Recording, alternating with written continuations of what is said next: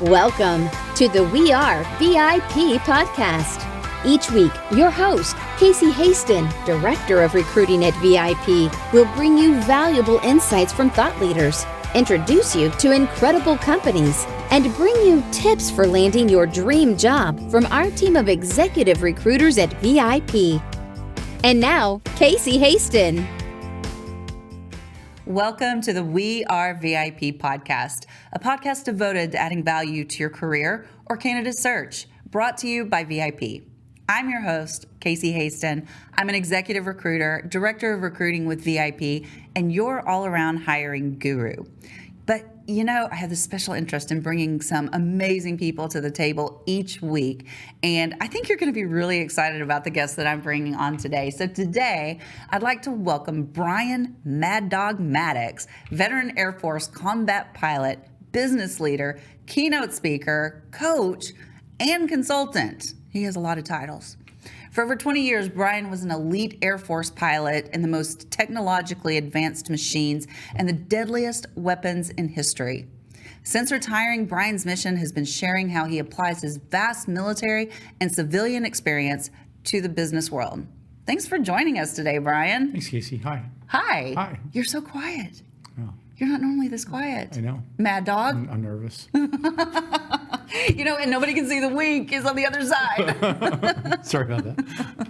It is so great to have you here today. And I always like to kind of start with how we got connected. So do you remember the story of how we got connected? So I remember us crossing paths at a seminar and then actually getting connected here in the studio. There's so much magic that happens in this studio. I have met some of the most incredible people. That's why I come like 2 hours early. Yeah. Because you never know who's going to be here. No, Trent Shelton was here the other day. He's a huge motivator. Okay. He's like Zig Ziglar kind of motivator. Oh, that Yeah. that's huge. That's It was big. huge. And I wasn't here. Oh. I was so sad. You got to come have drinks more often. Yeah. You know what? I keep telling them that I need an office up here. There you go. So I'm sure Jeff would hook you up. I'm sure they've got plenty of space. There's so many beautiful studios It's awesome. here. So we met at Craig Duswalt's. Met at Craig, conference. cross paths. Cross paths, yeah, because there was a lot of people there, and we Yep. didn't really get to sit and have time. But then, you know, a lot of the people from the conference came over to the studio afterwards, and I happened to be recording. Yep. And I was like, oh my gosh, Yep. it's meant to be. Here we are. And here we are. And we had a couple of drinks and had fun, and now we're connected. All right, for your career, we do not recommend alcoholism. Oh my gosh, so you had such an incredible career in the Air Force, 20 years. I did. How did you get your nickname? So I was. So my last name is Maddocks, so it kind of goes. So I was actually an instructor pilot at the time back in the mid '90s, and back then people still smoked a lot. So I had this old, if you will, lieutenant colonel who was probably at least 10 years younger than I am right now, maybe 15. And I walked into the flight room one day, and he just like, "Hey, Mad Dog!" that was my nickname from that point on. So tell us about your His call sign was Hammer, by the way. So, Hammer. How do y'all come up with these? Well, his name was Ray Hamill. And it just kind of went. And if you know him, that's Hammer. It just fits. Like Mad Dog fits me and my personality. So it's interesting because nobody's ever given me a good nickname. We'll have to fix that. I know. Yeah, I am the purveyor of call signs. Okay. So I need a call sign. We got to get you a call sign. I need a hiring guru call sign. We need we need to get you a hiring guru. Okay, I'll noodle on that. I'll think about that. Yeah, the most creative thing anybody's ever came up with is Case. Nah. I know. That's boring. I know. We'll figure something. Okay. I'm leaning on you for this. Okay. No, I need a call sign. This is it. I'm obsessed now. I got you covered. Okay. We'll figure it out. So tell us about, you made the difficult transition after 20 years. Is that a pretty normal period of time to retire? To retire from the military, yes. Now, a lot of people will what we call get out of the military prior to retirement earlier than that, after one or two tours, and then if you put in 20 years or more, you are retirement eligible. Okay. So What was that journey like for you? Because I hear so many different stories about transitioning from the military to the civilian world, and I want to know about when you went to Vegas and the person you met there. Well, no, I'll be honest. I mean, for me, the transition sucked. Yeah. It really did. I mean, after 20 years, you know, the way I was approaching it is like, hey, I'm a fighter pilot. I get along with everybody. I can do anything. I'm good to go. When I'll get out, go jump into the civilian world. What could possibly go wrong? And what I learned was that the expectations are completely different. The culture is completely different. You know, particularly with relevant to what you're talking about, or what you and your company do as not only hiring gurus but giving career advice. You know, in the military, you are what I say, train, equipped, and empowered to do your job. Like as a fighter pilot, I was trained for it. I had all the gear I needed to do it, and I was empowered to do it. You know, I'll say, as a 30-year-old, 30-something-ish, you know, fighter pilot, I was in command of a $50 million airplane, which is more than the gross revenue of a lot of smallish companies. Not only that, I wasn't, but as a 30-something-year-old, you can be a flight lead of 4 of those, usually 4-ship, and potentially an airborne mission commander where you're in command of multiple airplanes, hundreds of $1 million worth of gear, and dozens of people making split-second life and death decisions. And then you get out of the military, and all of a sudden you're in corporate, and you know, this just happened to me today. You're having to go through layers of bureaucracy just to get literally anything done. It's night and day. It was for me anyway. So tell us about the person you ran into at Vegas. So I was in my first job out of the military and just struggling, frankly, because like, what am I doing wrong? I've never failed in my life, right? What am I doing wrong here? What's going on? And you know, it's not as glorious as it sounds, right? Yeah, you go to Vegas. So my wife and I were actually on a honeymoon trip. We got married in Vegas, so we're heading back to Vegas, and just ended up sitting next to a guy on an airplane. We just started chatting, and those are my favorite kind of chats. They are, right? They're great. Turns out he and his brother own a company that have an airplane, and it quickly came out that I'm a fighter pilot because that's cool. Well, you know how you know there's a fighter pilot in the room, right? How? He'll tell you. Or he wears the jacket. So yeah, pretty quickly. So we talked about, he's like, oh, I want you to come fly with me. I was like, I don't really do that anymore. But so we started talking about it. He's like, well, what do you do? Tell him about my job, my career, my struggles, frankly. And he said to me, he's like, you need to go get an MBA. Just like that. Turns out he had gotten a Harvard MBA, but his twin brother was a class advisor at the Pepperdine MBA program, which is world class. He's like, you need to go there.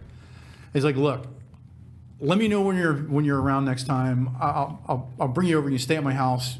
Go talk to my brother, and we'll see. So about a month later, I'm in Vegas, staying at his house, hanging out with his brother. His brother calls the admissions director, and next thing I know, I've got a checklist about what I need to do. But what was important about that was a transition. Going and getting that degree was a transition for me. I learned what I didn't know, and was able to then transition into my most recent job. Very successful. Won a huge built an airplane, tested it, demonstrated it, won a huge government contract, and we're building the next special operations airplane that's going to protect our special operators overseas. I call that the Frankenstein plane. Yeah, it's very unique. It's got a lot of stuff on it. Yeah. It does. It's a crop duster with a whole bunch of military stuff strapped onto it. How very cool is that? Yeah, it's very cool. You know, there are people out there right now going, "Oh my God, I want that job." Yeah, it's a fun job. It sounds amazing. So I know that you like to use, now that you're settled, you've got your MBA from a prestigious school, and now you're really taking what you learned in the military, you're applying that to teaching people about leadership, but you do a lot of that by using military analogies. Right. So what is your favorite military analogy? So my favorite military analogy is, and it came from Eisenhower, is he said, plans are useless, but planning is essential. Ooh. And the reason I like that is because I completely disagree with it. Okay. Okay. So where I'm coming from, and frankly, the system that I've developed, you have to start with a plan. You have to know where you are at the start to get to where you're going, because it's going to change. Yeah. Right. And that's what Eisenhower's quote was about. It's like, well, forget about the plan because the plan is going to change. But you have to know what your plan is from the beginning in order to pivot. So you've got to be able to move around in the context of your plan. And then one of the things that we do in the fighter pilot community, and we kind of get made fun of a little bit, but what we call the debrief is hugely important. So we'll go out and we'll plan our mission. Everybody's seen Top Gun, right? We got a hop to take. So you go out and you fly these missions, and then there's that scene where they're in the debrief room and they're all critiquing him for doing a split S or something like that. That's legit. That's real. We do that. We all get into the room, and we actually spend more time debriefing the mission than we did flying the mission. Okay, because you go through everybody's film just like they did in the movie. You see what they did, stop it, evaluate what happened, and that debrief is relative to what the plan was in the first place. Now, maybe there's reasons to change and pivot. Maybe you changed and pivoted for the wrong reason. So, but you got to know where you started, where you came from to get where you're going. I love that. After our candidates interview with our clients at VIP, we also do a debrief with them. And we also ask that they call us immediately after the interview while everything's fresh on their mind. And that way, if they need to go for an additional interview, we can kind of pick apart what happened in that interview and how we can make the next one better. Yeah. And that's absolutely brilliant because sometimes in the flying world, you'll be up at 4 a.m. for a morning brief. You might fly two or three missions in a row. You go out, you fly, you hit a tanker, you come down, and you're hot, what we call hot pit. So you just put more gas in the plane, more weapons on it, and off you go again. But at the end of the day, no matter how tired you are, no matter how much sweat you got in your flight suit, you're still going to go debrief, and it's going to take as long as it takes, and you do it right then. Yeah. You don't go home until the debrief is done. That's part of the ritual.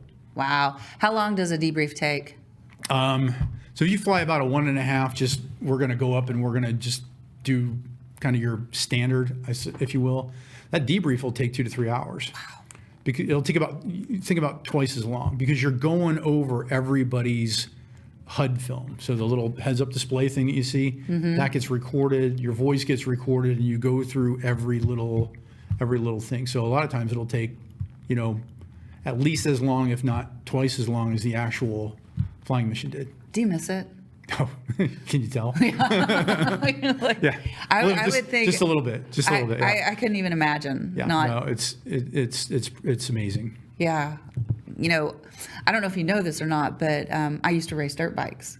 No, I didn't know that. Yeah. So that's cool. Yeah, and I was actually second in the state of Texas. Oh, wow. And when you're talking about flying, I'm seeing flying through the trees right now because I did cross country, very technical. And I'm like, I need to go get a dirt bike right now. Yeah. A lot easier than going to get a plane. A little bit cheaper. Little bit cheaper. All right. So you have taken what you've learned in the military and what you've learned through your MBA and through being in corporate now, and you've turned it into a program called Total Engagement. Yes, ma'am. Tell me a little bit about what's the message of Total Engagement. So the message of Total Engagement is I'm drawing a parallel between being in a fighter engagement, which is immersive. Right? You are completely immersed mentally, physically, emotionally into what you are doing at that moment. Nothing else exists. It's truly a flow experience, right? So I love flow. So what I'm trying to do, what I'm doing is comparing and contrasting that physical mental model visual of a fighter engagement and being engaged at work. What's one of the number one problems that you hear about, read about, Harvard Business Review, take your pick. Quiet quitting. It's employee engagement. Yep. Right. And so how do you how do you create, how can you look at the engagement of in a fighter pilot situation where, like I said before, we're all in. It's a very it's life or death. And it is in the jet. So here's where this. I'll try to make the transition a little bit more cleanly than I have to the point. When you're in the jet, you're physically, emotionally, and mentally engaged in it. You're there, but that's not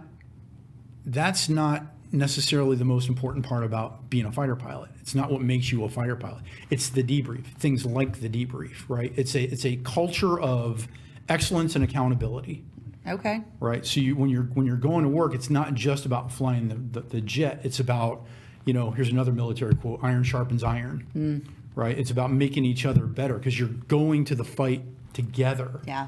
And it's not only about you and your team and your immediate guys, but we're protecting the guys on the ground, or we're protecting the tanker guys, or the mission's got to get done. Right. So how do you take some of those practices, the mission, the flying mission and the debrief are examples, and apply some of those tools and rituals, frankly, to a regular, normal work environment to make work not suck, right? to make employees, like, no kidding, want to be there and be more productive and create those team environments.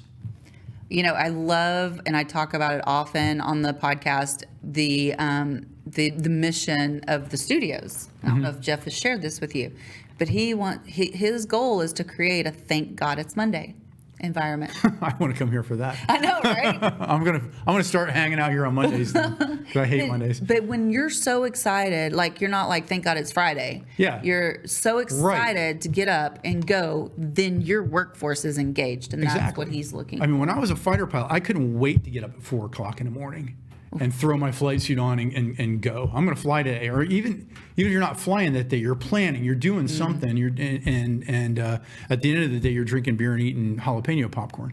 That sounds good. That's another ritual. But I couldn't wait to go to work. Yeah. And one of the things I would love to create is that feeling in somebody.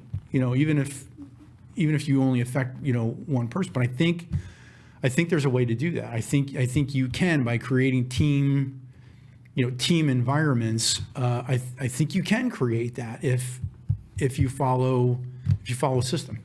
And I think that is so important, because there are so many, and I deal with a lot of companies as a recruiter. Yeah. On the client side, and my number one rule when I work with a client, and I will tell them this: if I won't go to work for you, I'm not going to ask anybody else to. That's great. So I need to know about your culture. Yeah. I need to know what your work-life balance is. I need to know how you value your employees. And if you tell me you don't have insurance, or no 401k, that doesn't tell me that you put a high value on your employees. Yeah. That's more about the company bottom line. Yeah.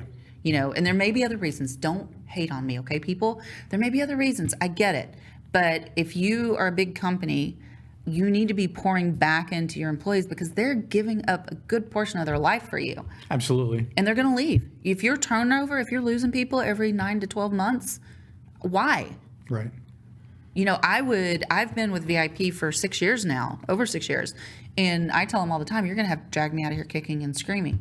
That's the kind of culture that you want to create. Right. And look how much it costs for lack of employee engagement. Yes. You get your turnover problem. You got your lack of productivity problem. You've got your, I'm going to call out sick because I just don't feel like being there. Yeah. Problem. And the lack of knowledge that walks out the door every time somebody leaves. And like you said, it's a human thing. At the end of the day, it's a human thing, and we're all humans. And why are you in business? We're in business to add value. One of the things that I think about is, and one of the things I truly believe in, we as humans, like our how do we get to be the lead species on the face of the earth? And the answer is tribe, right? The answer is we work together. That's our superpower as human beings, is working together, is the ability to work together. No other creature has the ability that we do to work together and collaborate. That's our nature. So creating that in the context of business it's a human thing. And one of the things that I truly believe is that even if you're a kid working at McDonald's, you're adding value. I have to trust you. Mm-hmm. If you're handing me a hamburger, I got to trust that it's properly cooked. You didn't spit in it. Name it. Pick your thing. You are adding value to me, even if you're flipping burgers at McDonald's. And I that's the way I think we need to look at people and work. To follow that thought, I can teach anybody in your audience leadership with one word.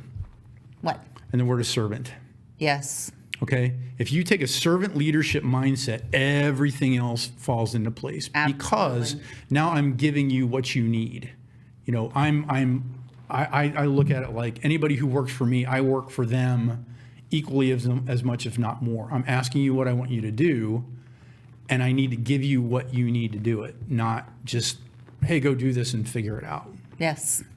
I think servant leadership is such a beautiful model, and I do think that if more companies would embrace it, and just not be, I know you got to be concerned about the bottom line. I know that. Okay, I used to be in accounting, right? So, but I think there needs to be some accounting for the human side of the people that show up to serve you. Well, if your productivity goes up, your bottom line goes up. That's right. Period. Yep. Absolutely. So I want to talk for just a minute about, because you said you struggled when you got out of the military, and I think a lot of military veterans do struggle trying to relate the skills they've learned in the military to the civilian sector and to the corporate world. So how can employers help ease that transition? And on the flip side of that, how can veterans better communicate how their skills are translatable?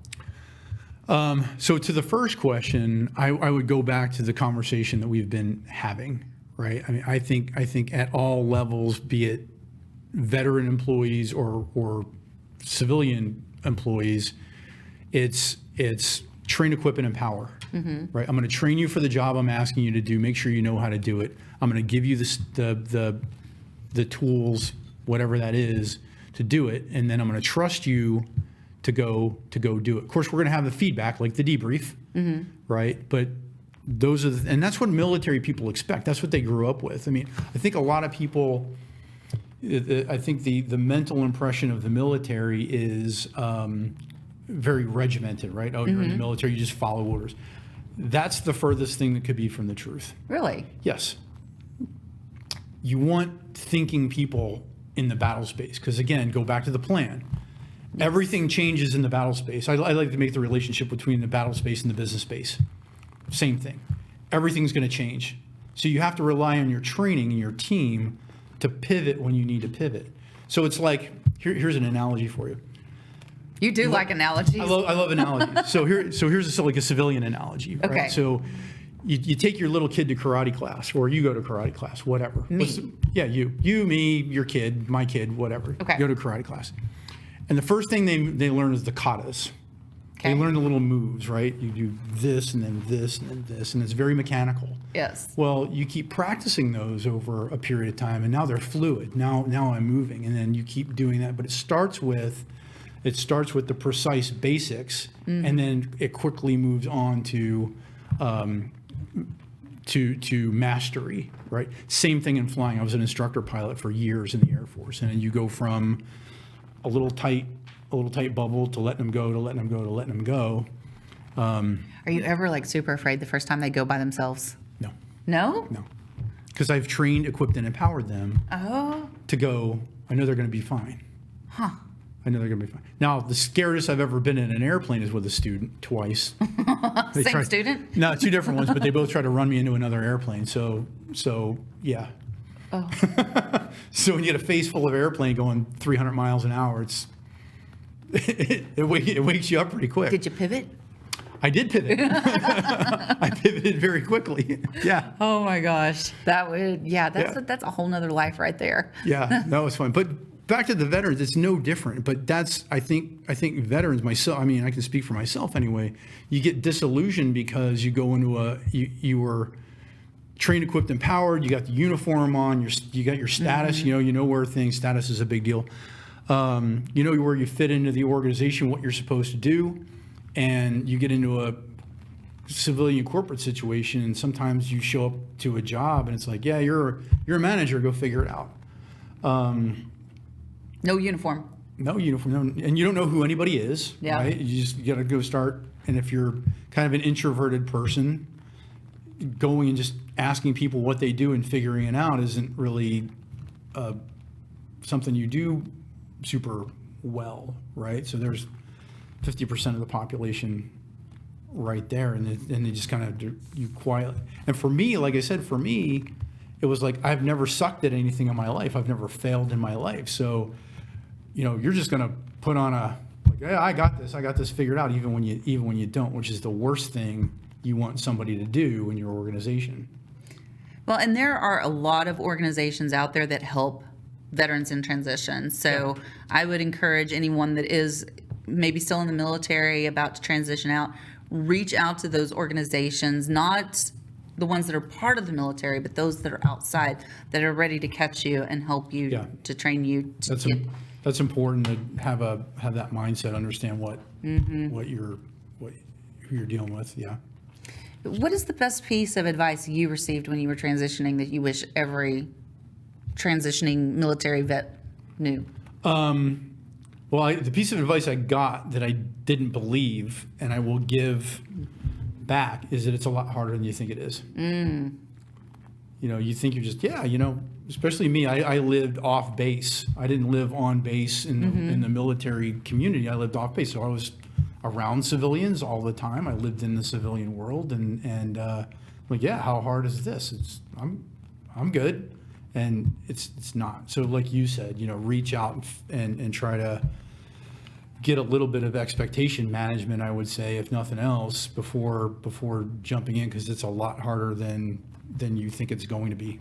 And I say, and I know this because I am the mom of a Air Force veteran that has transitioned out into the civilian space, and I know how hard it was for him. And I know that the military, they have programs in place to help with that, but it's not enough.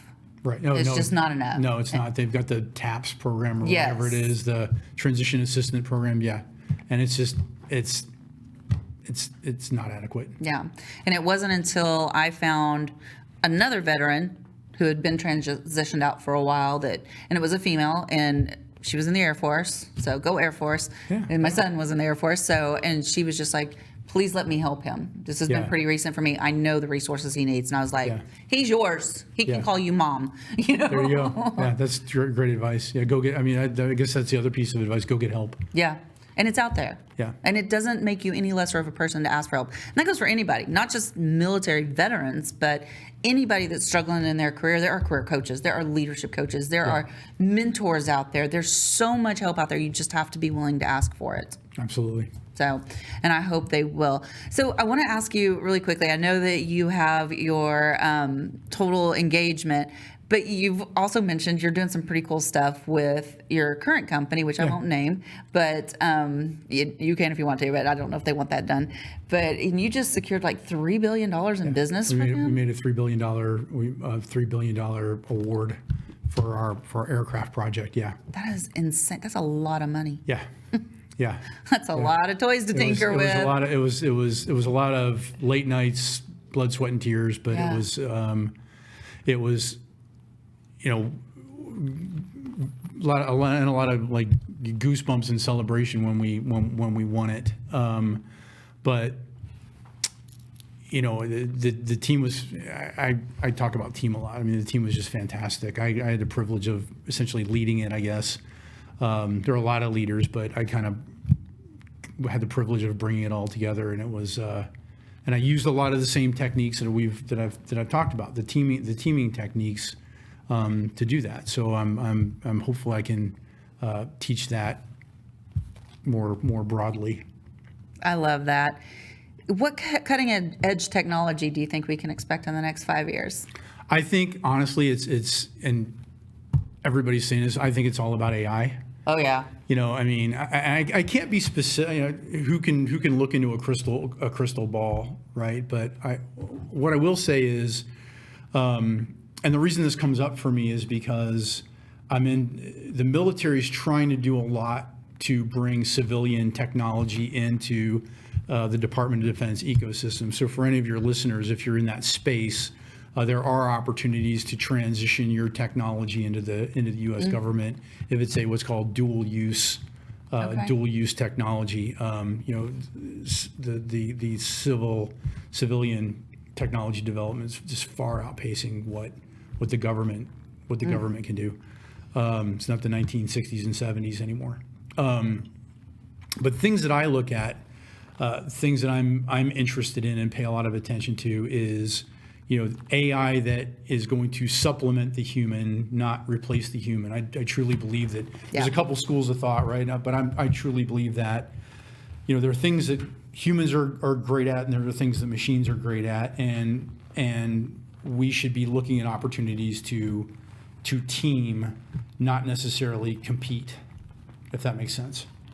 That makes total sense. And I think that you're absolutely right. AI has been the topic of much discussion for everybody, some people, and I'm fascinated by it. I use AI. Yeah. I've got a meeting on Friday to talk about using AI in recruiting. So, but it can be scary too. Yeah. But I don't think that it's how you position yourself with the AI. You're just going to have to embrace AI's here. It's here. Yeah. Yeah. I just read an article that says if you're not using it already, you're behind. You're going to be outdated. Yep. And just like if you didn't know how to use a computer in the 90s, if I'm not doing that. Well, take your typewriter and go live under a bridge or something. Can you even buy a typewriter anymore? I don't know. I actually took typing in high school. Me too. And I'm so glad I did, because learning to type the right way and all that. But you have to count, the spaces. Oh, it was horrible. Anyway, I digress. Okay, this has been absolutely fascinating. I've loved this conversation. I'm only going to ask you one of our 3 VIP questions today, because I really wanted to get into much more of the meat about what you were talking about. But I think I'm going to ask you the one that I think you're most fascinated with. Okay. Go ahead. If you were chosen to be one of the first colonists on Mars, what 3 things or people would you bring with you? Right. So I've been struggling with a way to make this answer to this funny, and I can't. Okay. I haven't figured it out. But again, for me, it's all about team. Yeah. Right. So I'm going to find the team that's going to get the mission done, for lack of a better word. Right. Off the top of my head, I'm going to bring a doctor. Smart. That's going to take care of me. I'm going to bring a mechanical guy that can fix stuff, and I'm going to bring probably like a software guy that can take care of my IT. Now, what I will say about that on kind of a serious back to the topic note is, I truly believe and have experienced myself that nobody does it alone. I mean, I'm going to ask you a question. I'm going to interview you. Oh, do it. Because I got this little hypothesis that I feel like in hiring, and I don't know how to do this, so this is really curious to get your thoughts. I believe we should be hiring for teams. Yes. Right? So instead of going, what are all your qualifications, just you by yourself on your own. Okay, tell me what context that's in and what team am I going to be and where do I fit into it? Because there's this whole idea of several books, like the Power of Two, for example, is one of them. It's kind of the dual genius sort of thing. There's rarely a single human being that's invented something by themselves. It's always at least 2 people. So how do you hire for teaming? I am a big believer in assessments. Okay. To make sure that you get the right people in the right seats, and that you bring on the right team member, because, and I'm sure you've had this happen. I've had it happen in the past. You can have a great team and you make one bad hire. Oh, yeah. And it ruins the whole team. I just had that experience. Yeah. I had that experience. My whole team left me. And they loved me. Mm-hmm. Because of one person? Because of one person. Wow. And so I think assessments are critical, and I think it's really critical that when you're doing those assessments, I just went through this whole thing with StrengthsFinders today, that you're looking, not that everybody is exactly the same, but that you have people that fill in the gaps of other people. Right. So, and that will make a strong team. Perfect. Wonderful. Thank you. Did I do good? You did great. That's a legit question. I don't. It's a really good question, and I think a lot of people miss the boat. They go on feelings. They go on, just skill sets alone. But skill set alone does not make a team. Right. And I run into situations where they're trying to find exactly the right person with XYZ qualifications, and maybe you don't need XYZ qualifications. Maybe where are those gaps that should be filled in on your the leadership team. Or the creative or the gets the ball across the line strength. Right. Those are my strengths are leadership, winning others over to help me get the job done. I don't want to do the job. I'm the big picture person. Right. But getting the ball across the finish line. Those are my strengths. Yeah. Where I stink is getting the job done and paying attention to all the details in between. Yeah, no, I'm with you there. I'm not a detailed person either. I need that person. I'm the cat. I call myself the cat herder, right? Yes. I get the organization set up and here's the box, right? Now you guys go build everything that's inside of the box. And I'll come check it later. Well, and then let's be iterative here, right? We iteratively see how it's when you get to the very end and everything just comes together at the end, and now you're having to pivot at the end when there's no time to pivot. So again, so in the flying community or fighter pilot community, we call it the OODA loop. Have you ever heard of this? OODA loop? The OODA loop. No. The OODA loop. I like it though. The OODA loop is observe, orient, decide, act.